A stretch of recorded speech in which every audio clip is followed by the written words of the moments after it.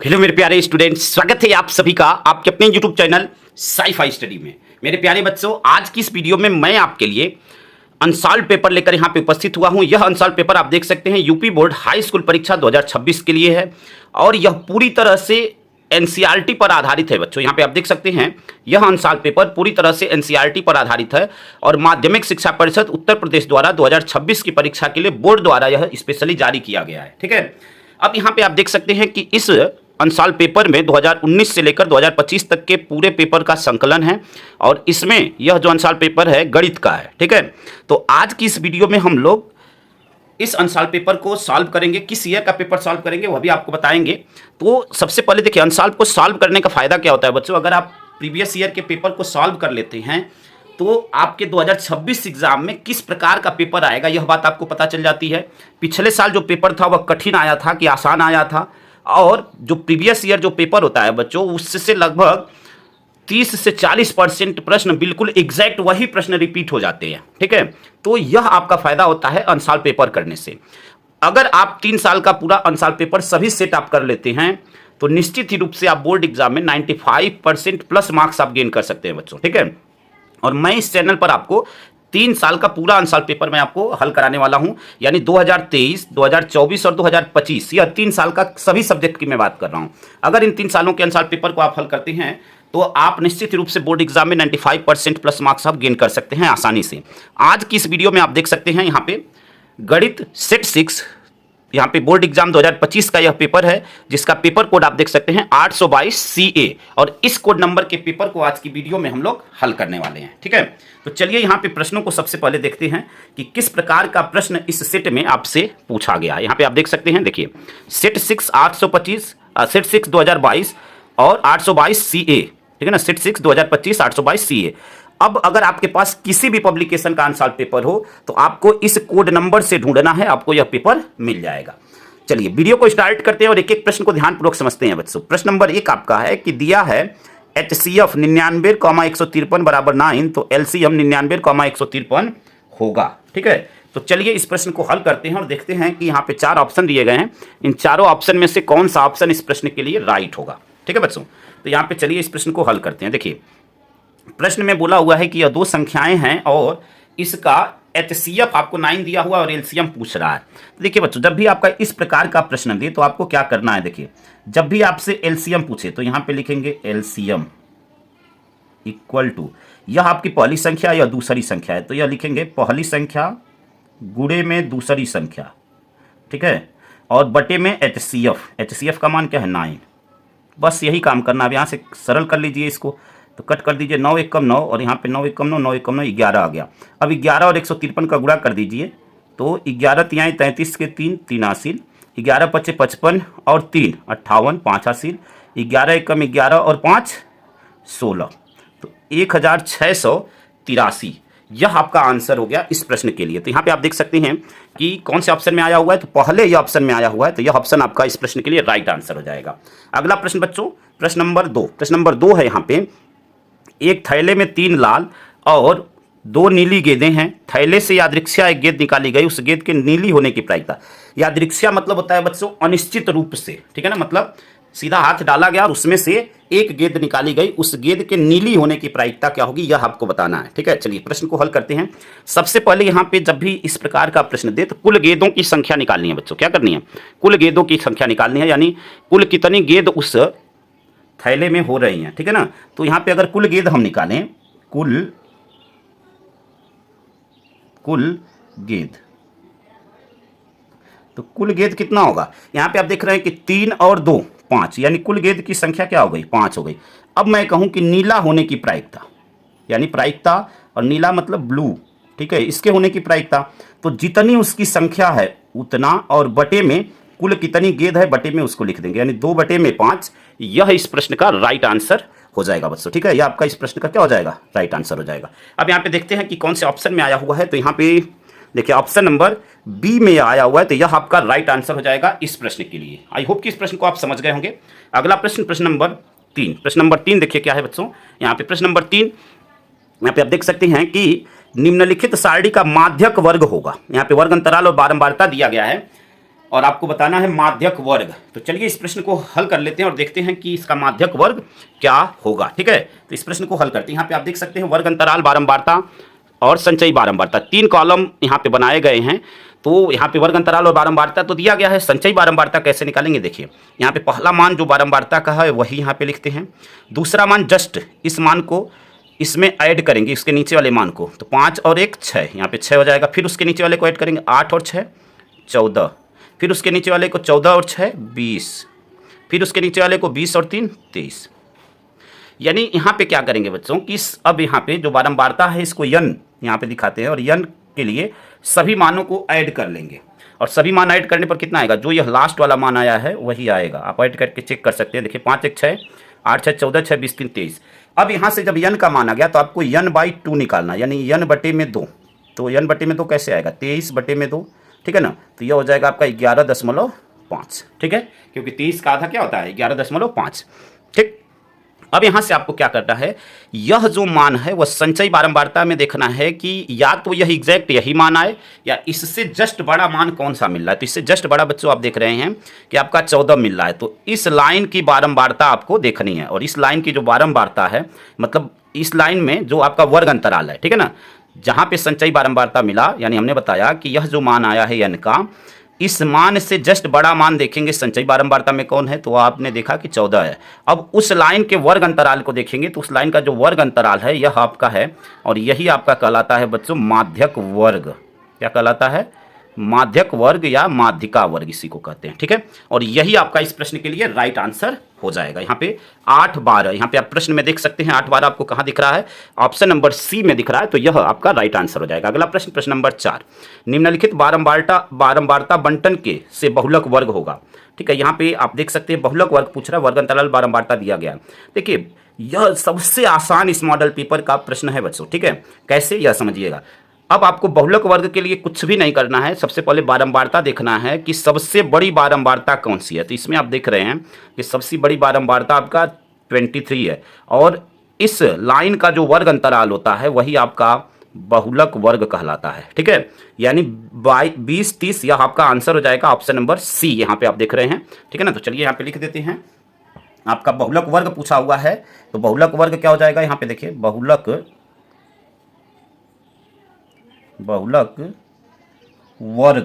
वर्ग 20 से 30, यही आपका राइट आंसर हो जाएगा, ठीक है, 20 से 30, ठीक है, यही इस प्रश्न का राइट आंसर हो जाएगा। अगले प्रश्न की तरफ बढ़ते हैं बच्चों, अगले प्रश्न को देखते हैं कि अगला प्रश्न आपसे क्या पूछा हुआ है, ठीक है। तो अगले प्रश्न को देखते हैं। देखिए अगला प्रश्न आपसे पूछ रहा है यहाँ पे देखिए अगला प्रश्न है कि किसी सिक्के को एक बार उछालने पर शीर्ष हेड आने की प्रायिकता होगी, ठीक है। देखिए जब भी एक सिक्के को उछाला जाता है बच्चों, तो एक सिक्के पर आप जानते हैं कि जब एक सिक्के को उछाला जाएगा तो या तो उसमें 2 पॉसिबिलिटी होगी, या तो हेड आएगा और या तो टेल आएगा, ठीक है, या तो हेड आएगा या तो टेल आएगा। अब प्रश्न में कह रहा है कि उसके शीर्ष पर हेड आने की प्रायिकता, तो आप जानते हैं कि किसी एक के आने की प्रायिकता 50% होती है, ठीक है ना। यानी अगर किसी एक की टोटल पॉसिबिलिटी कितनी हो जाएगी, 2। मैं कहूं कि हेड ही आए, यानी प्रोबेबिलिटी हेड आने की क्या होगी, तो टोटल पॉसिबिलिटी तो 2 है, तो बटे में 2 हो जाएगा और कोई एक ही आए यानी ऊपर 1 हो जाएगा, ठीक है। यानी 1/2 यह आपका हेड आने की प्रायिकता हो जाएगी। अगर कहे टेल आने की प्रायिकता तो वह भी 1/2 होगी, ठीक है। तो यहाँ पे इस प्रश्न का जो आंसर होगा यहाँ पे आप देख सकते हैं, यहाँ पे 1/2 ऑप्शन नंबर डी आपका इस प्रश्न के लिए राइट आंसर हो जाएगा। चलिए अगले प्रश्न की तरफ बढ़ते हैं बच्चों। अगला प्रश्न आपका प्रश्न नंबर 6, संख्या 144 के अभाज्य गुणनखंड होंगे। यहाँ पे 4 ऑप्शन दिए गए हैं, ठीक है। देखिए इस प्रकार के प्रश्न को करने के लिए बच्चों या तो आप चाहें तो जो यह संख्या दी गई है इसका गुणा करिए, अगर गुणा करने पर जिस ऑप्शन में आपका 144 आ जाएगा वह राइट हो जाएगा। चाहे दूसरा तरीका यह है कि इसका अभाज्य गुणनखंड करें, ठीक है। जैसे मान लीजिए पहला ये ऑप्शन है तो 2 पे 4 घात का मतलब कि 2 का 4 बार गुणा, तो 2 दूनी 4, 4 दूनी 8, 8 दूनी 16 और 3 का स्क्वायर है यानी 3 3 के 9, तो 16 9 144, यानी पहला ही ऑप्शन आपका सही हो गया। बाकी किसी में गुणा करेंगे तो 144 नहीं आएगा। जैसे देखिए 4 का स्क्वायर 16, यहाँ पे 4 का स्क्वायर 16, ठीक है, और 3 3 के 9।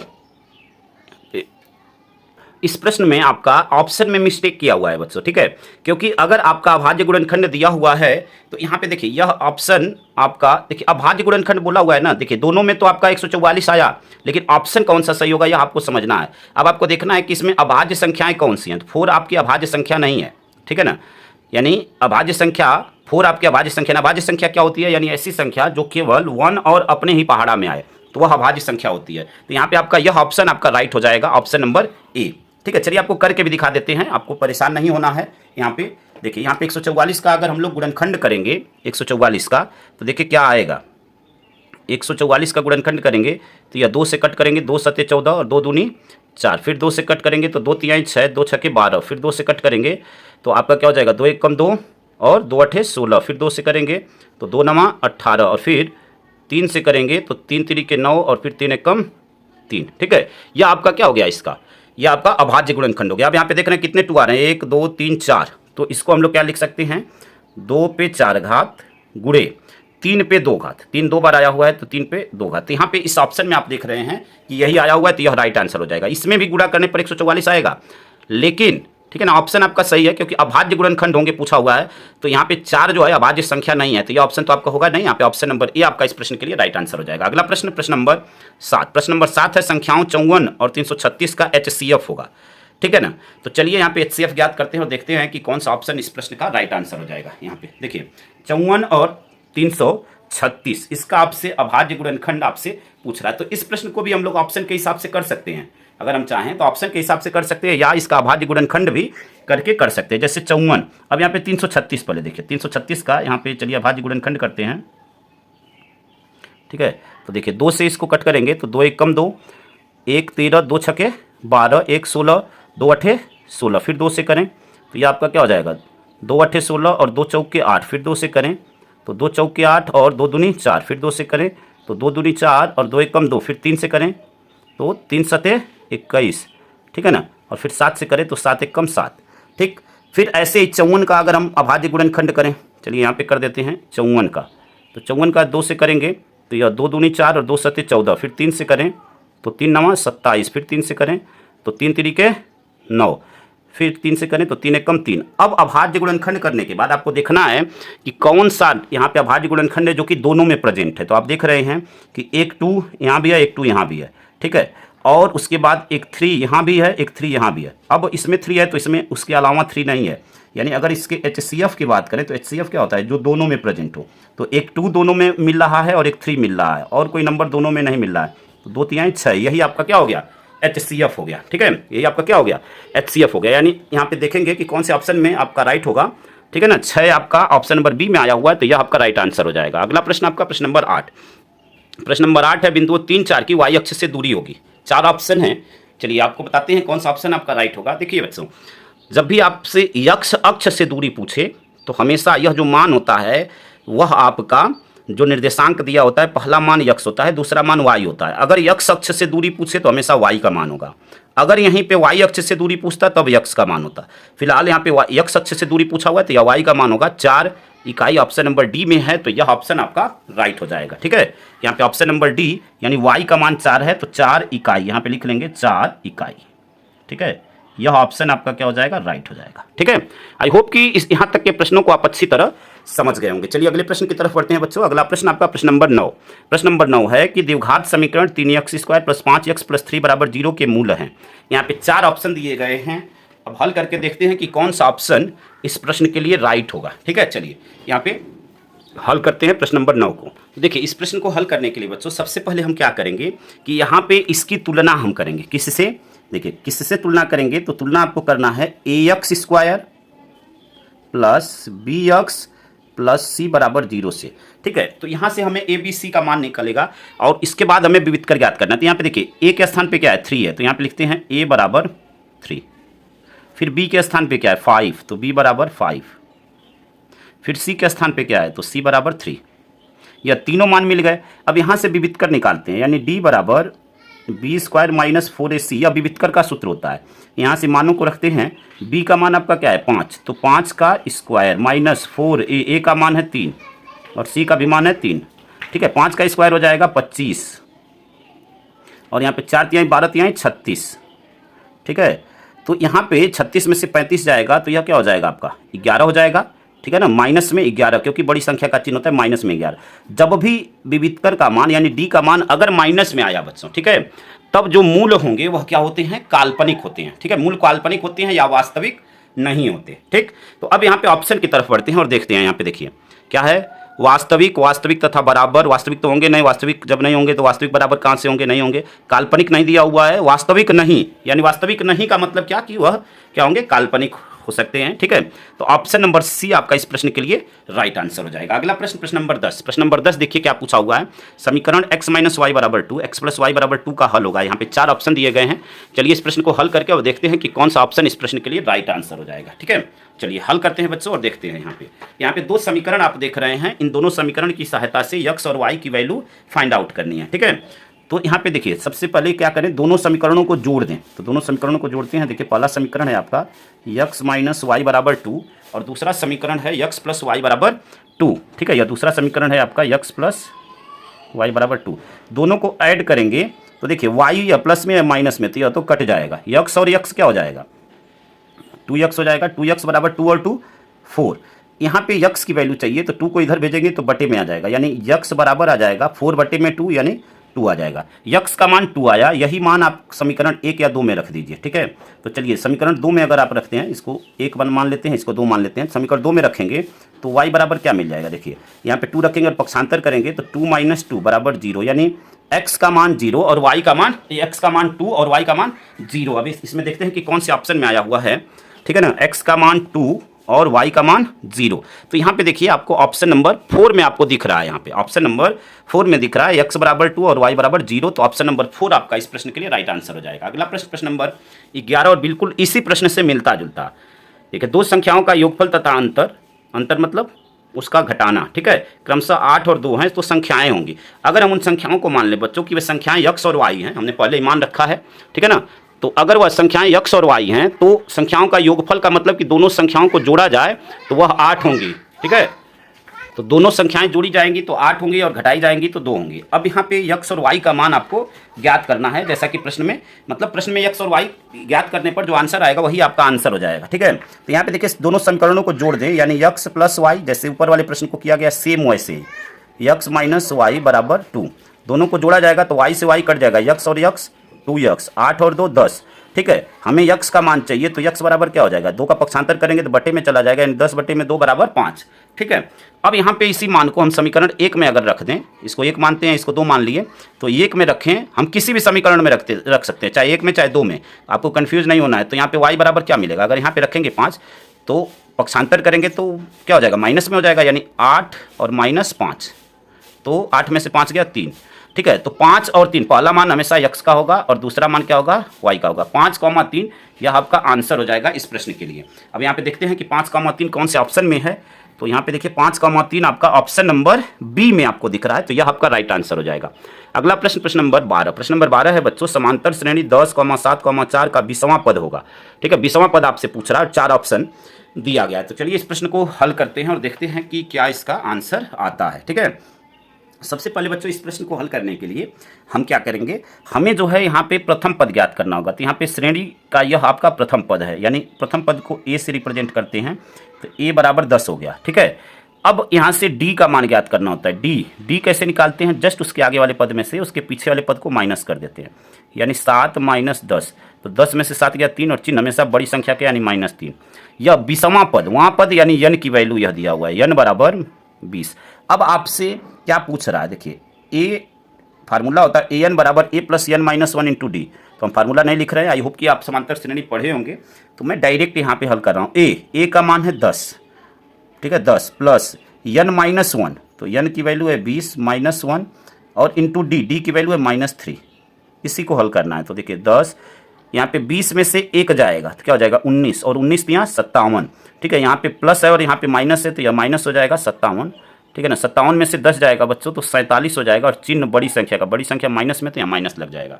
ठीक है, तो यहाँ पे देखेंगे कि कौन से ऑप्शन में -47 आया हुआ है। तो यहाँ पे आप देख सकते हैं ऑप्शन नंबर सी में आपका 47 आया हुआ है, तो यह ऑप्शन आपका इस प्रश्न के लिए राइट आंसर हो जाएगा। अगला प्रश्न, प्रश्न नंबर 13। 5 सेंटीमीटर त्रिज्या के वृत्त पर उसके केंद्र से 13 सेंटीमीटर दूर स्थित एक बिंदु से खींची गई स्पर्श रेखा की लंबाई होगी।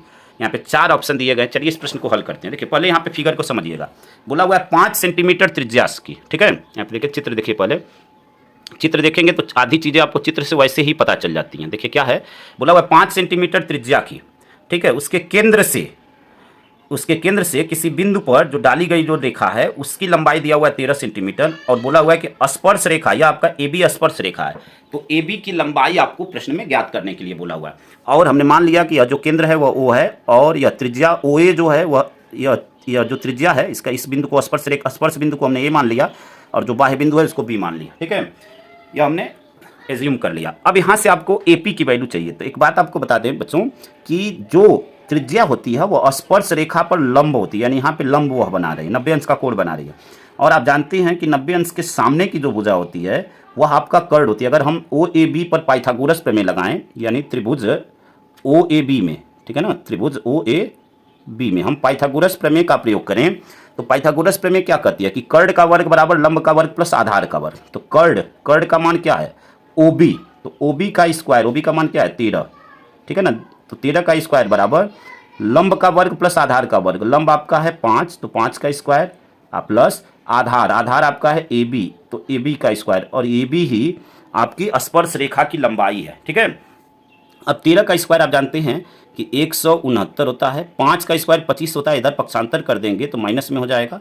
ठीक है ना, और बराबर में ए बी, यानी इधर आपका लिख लेते हैं ए बी लिखेंगे तो यह स्क्वायर हटाएंगे तो इधर आपका लग जाएगा रूट बच्चों। ठीक है, अब आपका 169 में से 25 माइनस करेंगे तो क्या हो जाएगा, 9 में से 5 गया 4, 6 में से 2 गया 4 और यहाँ पे 144, और 144 किसका है, 144 का वर्गमूल क्या होता है 12, यानी आपका आंसर आ जाएगा बच्चों स्पर्श रेखा की जो लंबाई होगी वह होगी 12 सेंटीमीटर इस प्रश्न के लिए। ठीक है, तो चलिए यहाँ पे ऑप्शन देखते हैं। तो यहाँ पे आप देख सकते हैं ऑप्शन में कि 12 सेंटीमीटर आपका यहाँ पे आंसर आया हुआ है, तो यह आपका राइट आंसर हो जाएगा। अगले प्रश्न की तरफ बढ़ते हैं बच्चों। अगला प्रश्न आपका प्रश्न नंबर 4। प्रश्न नंबर 4 देखिए क्या है। 7 सेंटीमीटर भुजा वाले दो घनों के सिरों को मिलाकर रखा गया है, प्राप्त ठोस का संपूर्ण पृष्ठीय क्षेत्रफल होगा। तो चलिए इस प्रश्न को हल करते हैं और देखते हैं कि क्या इस प्रश्न का राइट आंसर होगा। यहाँ पे एक बात आपको बता दें सबसे पहले, अच्छा चलिए यहाँ पे आपको बताते हैं, कॉपी पे समझाते हैं आपको। देखिए प्रश्न में क्या बोला हुआ है, 7 सेंटीमीटर भुजा वाले, यहीं पे समझ लीजिए, 7 सेंटीमीटर भुजा वाले दो घनों के सिरों को मिलाकर रखा गया। देखिए आप जानते हैं कि जो घन होता है, मैं पूरा फिगर नहीं बना रहा हूँ, बस ऐसे समझिएगा, जो घन होता है बच्चों उसकी सभी साइडें आपस में बराबर होती हैं। ठीक है, घन की सभी साइडें आपस में बराबर होती है। अब बोल रहा है कि दो घनों, ठीक है ना, दो घनों के सिरों को मिलाकर, अगर एक घन यह है और इसके साथ एक घन यह भी बनाया गया, तो अब आप यह बताइए कि लंबाई टोटल कितनी हो जाएगी, 7 इसकी भी 7 इसकी भी, यानी लंबाई जो होगी वह कितनी हो जाएगी, 14 हो जाएगी। ठीक है, और चौड़ाई और ऊंचाई 7 ही रहेगी। ठीक है, तो यहाँ पे इसी कॉन्सेप्ट का प्रयोग करना है। यहाँ पे देखिए, अब यहाँ पे हम क्या करेंगे, लंबाई को हम क्या लिख सकते हैं 14, ठीक है ना, लंबाई को हम लिख सकते हैं 14। तो यहाँ पे लंबाई को यल से प्रदर्शित करते हैं, तो यल बराबर हो जाएगा 14। ठीक है, यल बराबर 14 सेंटीमीटर, बी बराबर 7 सेंटीमीटर और एच बराबर भी 7 सेंटीमीटर। अब आपसे प्रश्न में क्या पूछा हुआ है, संपूर्ण पृष्ठीय क्षेत्रफल। ठीक है ना, तो यहाँ पे संपूर्ण पृष्ठीय क्षेत्रफल का जो फार्मूला होता है,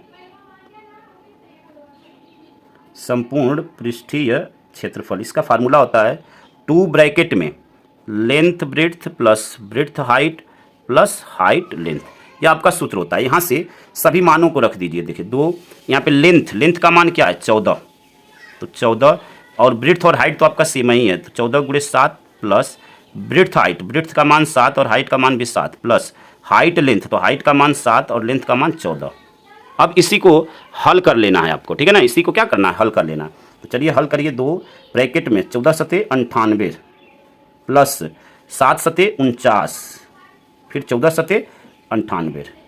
अब इसको ऐड कर लेते हैं, तो देखिए 8 9 8 17, ठीक है ना, 9 और 8 17, 17 और 8 25, 25 के हो गया 5, ठीक है, 25 के 5 2 हासिल, 9 4 13, ठीक है ना, चाहे 9 9 18 4 22 और 22 और 2 24, यानी 245, और इस 2 का गुणा कर देंगे। ठीक है, तो 245 में 2 का गुणा करेंगे तो 490, और यह क्षेत्रफल है। ठीक है ना, संपूर्ण पृष्ठीय क्षेत्रफल है, तो क्षेत्रफल हमेशा वर्ग, यहाँ पे सेंटीमीटर में सभी हैं, तो वर्ग सेंटीमीटर या सेंटीमीटर स्क्वायर, यह आपका आंसर हो जाएगा 490 सेंटीमीटर स्क्वायर। यहाँ पे ऑप्शन में देखिए कि कौन से ऑप्शन में आया हुआ है, तो यहाँ पे आप देख सकते हैं ऑप्शन नंबर ए में आया हुआ है, तो यह आपका राइट आंसर हो जाएगा। अगला प्रश्न, प्रश्न नंबर 15। त्रिज्या 21 सेंटीमीटर वाले वृत्त का एक चाप केंद्र पर 30 अंश का कोण अंतरित करता है, चाप की लंबाई होगी। ठीक है, 4 ऑप्शन यहाँ पे दिए गए हैं, तो चलिए इस प्रश्न को हल करके और देखते हैं कि कौन सा ऑप्शन इसका राइट होगा। ठीक है, यहाँ पे चाप की लंबाई आपसे पूछ रहा है इस प्रश्न में। आर का मान दिया हुआ है और थीटा का मान दिया हुआ है, ठीक है। तो चाप की लंबाई के लिए बच्चों आपका सूत्र होता है। सूत्र क्या होता है चलिए आपको बताते हैं, ठीक है। आप वीडियो कंप्लीट देखिए, एक भी प्रश्न में आपके मन में डाउट नहीं रह जाएगा बच्चों, ठीक है। इस बात की गारंटी लेते हैं। यहाँ पे लिखेंगे चाप की लंबाई, चाप की लंबाई, चाप की लंबाई का सूत्र होता है बच्चों आपका, देखिए थीटा, ठीक है ना। यहाँ पे थीटा बटे में 360 डिग्री गुणे में 2 पाई आर, ठीक है। यह आपका सूत्र होता है। यहाँ से मान रखिए, देखिए मान रखेंगे तो थीटा का मान क्या है, थीटा का मान है 30 डिग्री, ठीक है ना, 30 डिग्री बटे में 360 डिग्री गुणे में 2 गुणे पाई का मान क्या है 22/7 और आर का मान है 21, ठीक है। इसी को हल कर लेना है। तो देखिए 0 से 0 कट गया, 3 से इसको कट करें तो 3 एक कम 3, 3 दूनी 6, 12 हो गया, ठीक है। 2 से इसको कट कर दें तो 2 छक्के 12, 6 हो गया, ठीक है ना। यहाँ पे देखिए 7 से इसको कट कर दे तो 7 तरीके 21, 3 हो गया। आई होप कि पूरी बात आप समझ रहे होंगे स्टूडेंट्स, ठीक है। यहाँ पे देखिए 3 एक कम 3 और 3 दूनी 6, 2 हो गया। और 2 से हम 22 को कट कर सकते हैं, 2 एक कम 2 और यह 2 एक कम 2, 2 एक कम 2, यानी आपका आ गया संगत चाप की जो लंबाई आई वह आया आपका 11 सेंटीमीटर। लंबाई है तो सेंटीमीटर में, ठीक है, 11 सेंटीमीटर। अब ऑप्शन की तरफ चलते हैं। ऑप्शन में देखिए कि क्या आया हुआ 11 सेंटीमीटर। तो यहाँ पे आप देख सकते हैं ऑप्शन नंबर सी में आपको यह ऑप्शन आपको देखने को मिल रहा है। तो यह ऑप्शन आपका राइट हो जाएगा। अगला प्रश्न बच्चों, अगला प्रश्न प्रश्न नंबर 16। प्रश्न नंबर 16 है यदि tan थीटा बराबर a/b तो b sin theta minus a cos theta बटे में b sin theta plus a cos theta का मान होगा। यहाँ पे 4 ऑप्शन दिए गए हैं। चलिए इस प्रश्न को हल करके और देखते हैं कि कौन सा ऑप्शन आपका राइट होगा। इस प्रश्न को हल करने के लिए सबसे पहले क्या करेंगे कि यहाँ पे एक त्रिभुज बना लेंगे, ठीक है, समकोण त्रिभुज। समकोण त्रिभुज में देखिए यह आपका tan थीटा का जो मान है वह हमने लिख दिया है, ठीक है। tan थीटा क्या होता है, लाल बटे कक्का से आप जानते होंगे लंब बटे आधार। तो यह लंब है, यह आधार है, लंब का मान a और आधार का मान b। यहाँ से हम क्या करें, पाइथागोरस प्रमेय का प्रयोग करके हम कर्ण की वैल्यू फाइंड आउट कर लें। यह आपका 90 अंश है तो इसके सामने की भुजा कर्ण हो जाएगी, यानी कर्ण का मान निकाल लें। चलिए इसका नाम रख दें, अगर इसका नाम रख देते हैं P, Q और R। तो यहाँ से हम कर्ण का मान अगर निकालेंगे यानी PQ का मान निकालेंगे तो कर्ण क्या होगा, यहाँ से PQ बराबर हो जाएगा रूट में, ठीक है ना, लंब का वर्ग प्लस आधार का वर्ग यानी a स्क्वायर और प्लस b स्क्वायर, यानी यह हो जाएगा आपका a स्क्वायर और प्लस b स्क्वायर। तो यह जो मान आएगा आपका यह आ जाएगा आपका a square plus b square, ठीक है। अब यहाँ से देखिए इन सभी मानों को निकाल लीजिए, sine theta cos theta in सभी मानों को निकाल लीजिए सबसे पहले, ठीक है। तो यहाँ पे देखिए साइन थीटा का मान क्या हो जाएगा, आपको इस फार्मूले को ध्यान में रखना है, लाल बटे कक्का यानी लंब बटे कर्ण आपका साइन होता है। तो लंब इसमें क्या है a है, यानी साइन थीटा का मान आएगा a बटे में कर्ण है आपका रूट में a square plus b square, root में a square plus b square, यह आपका साइन थीटा का मान आ गया। कॉस थीटा का मान देखिए क्या हो जाएगा आपका कॉस थीटा आपका आधार बटे कर्ण, आधार आपका है b और कर्ण आपका है रूट में a square plus b square, ठीक है, रूट में a square plus b square.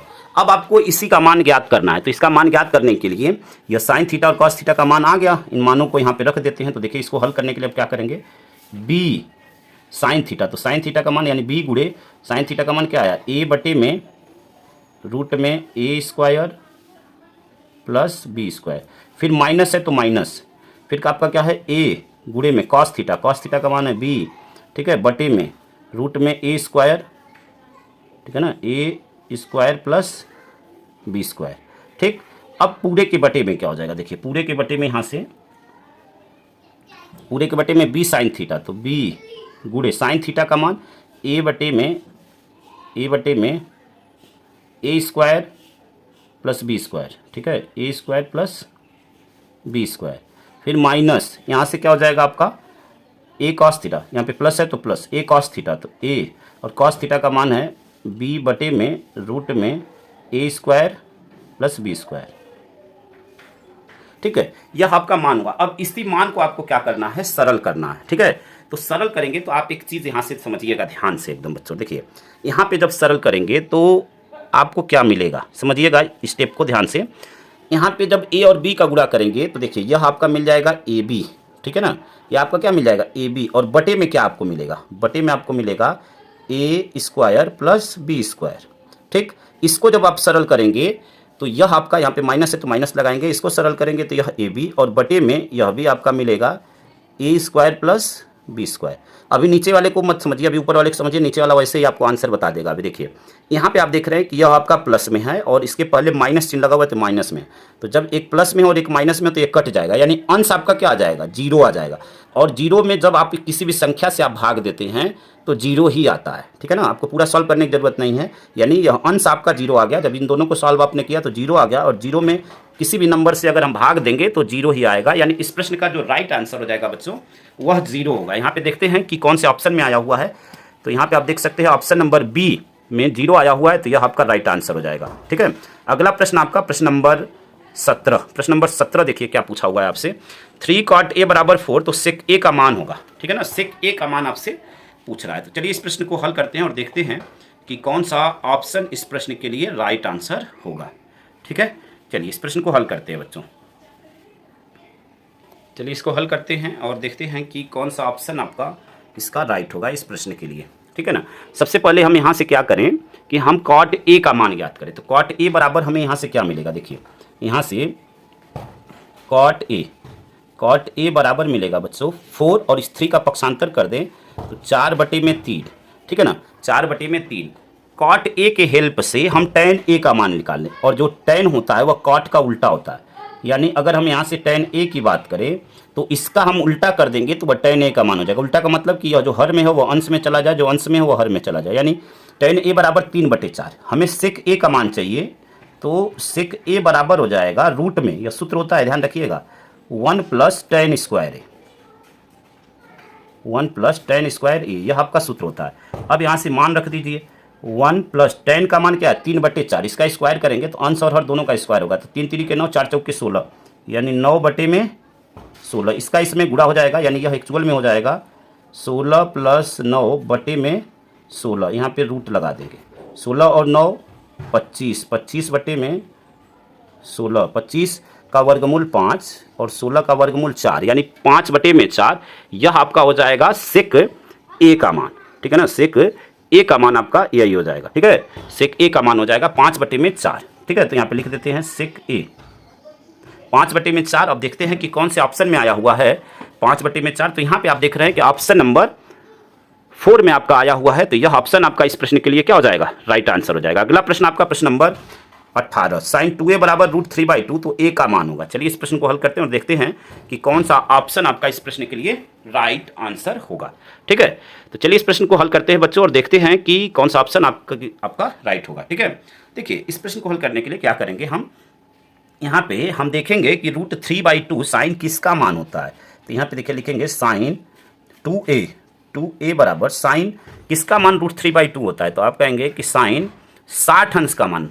आपको त्रिकोणमितीय सारणी से सभी मान आपको याद होने चाहिए बच्चों। ठीक है, साइन 60 अंश का मान √3/2 होता है। अब यहाँ पे दोनों पक्षों का कंपेयर करेंगे तो साइन से साइन कट जाएगा, 2a बराबर हमें क्या मिलेगा 60 मिला।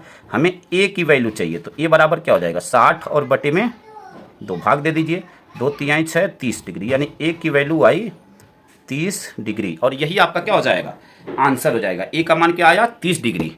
यहाँ पे देखिए कौन से ऑप्शन में आया हुआ है, तो यहाँ पे आप देख सकते हैं ऑप्शन नंबर सी में आपका 30 डिग्री आया हुआ, तो यह आपका राइट आंसर हो जाएगा इस प्रश्न के लिए। अगला प्रश्न प्रश्न नंबर 19, 2 cos 3 थीटा बराबर 1, तो थीटा का मान होगा। यहाँ पे 4 ऑप्शन दिए गए हैं। चलिए इस प्रश्न को हल करके और देखते हैं कि कौन सा ऑप्शन आपका राइट होगा। ठीक है, तो यहाँ पे देखिए इस प्रश्न को हल करने के लिए क्या करेंगे, यहाँ पे सबसे पहले हम cos 3 थीटा का मान ज्ञात कर लें।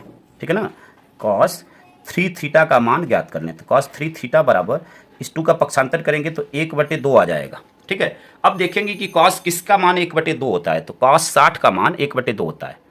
cos 3 थीटा बराबर cos 60 डिग्री। दोनों पक्षों का जब कंपेयर करेंगे तो cos से cos क्या हो जाएगा, कट जाएगा।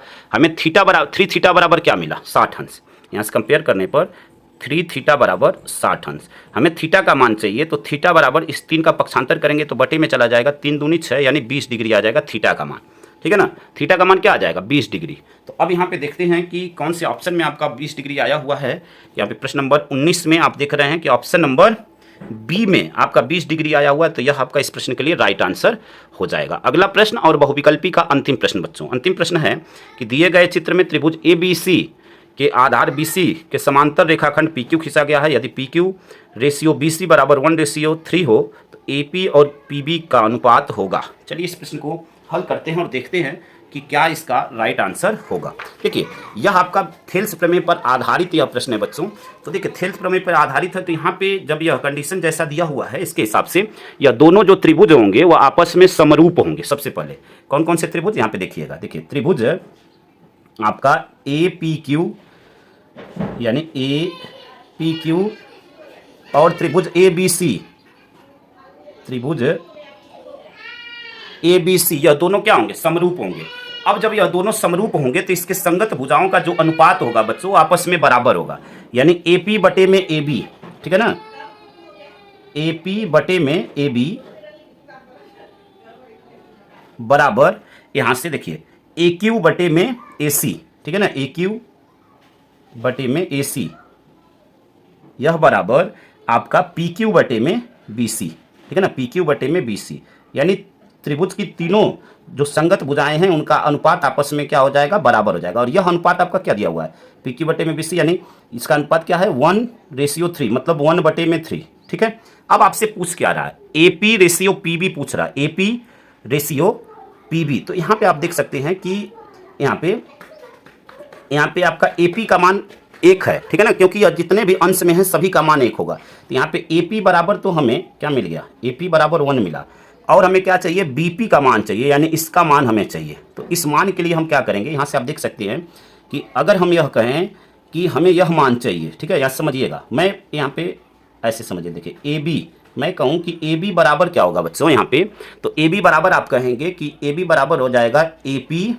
प्लस BP, यानी इन दोनों को ऐड करेंगे तो वह AB के बराबर होगा। आई होप कि मेरी बात को आप समझ गए होंगे, ठीक है। अब यहाँ से देखिए कि AB का मान क्या है, तो AB का मान आपको 3 दिख रहा है, ठीक है ना, AB का मान 3 है, AB का मान 3 है। देखिए यहाँ पे AB हर में है, यह भी हर में है, तो AB का मान 3 है, क्योंकि यह सभी संगत भुजाएं आपस में क्या होंगी, बराबर होंगी, ठीक है ना। तो यहाँ पे उसका मान 3 है, तो उसके स्थान पे उसकी वैल्यू रख देते हैं।